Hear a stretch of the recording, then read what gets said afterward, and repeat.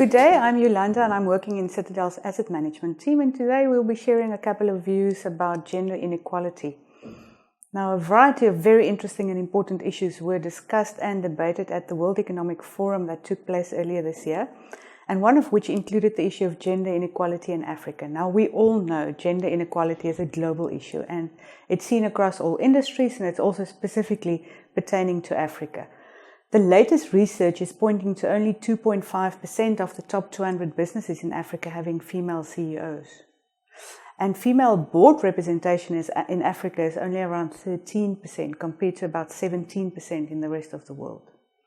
And the 30% club estimates that only 17% of the top 40 listed companies on the JSE, including then the state-owned enterprises in South Africa, have women on their boards, compared to about 25% in the UK and almost 20% in America.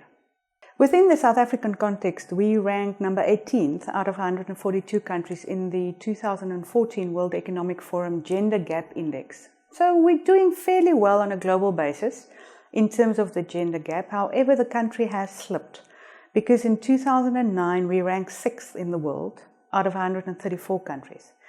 I'd say we're generally doing fairly well in terms of representation of women, specifically in Parliament, where we rank as number 12th in the world, but not necessarily elsewhere in the economy.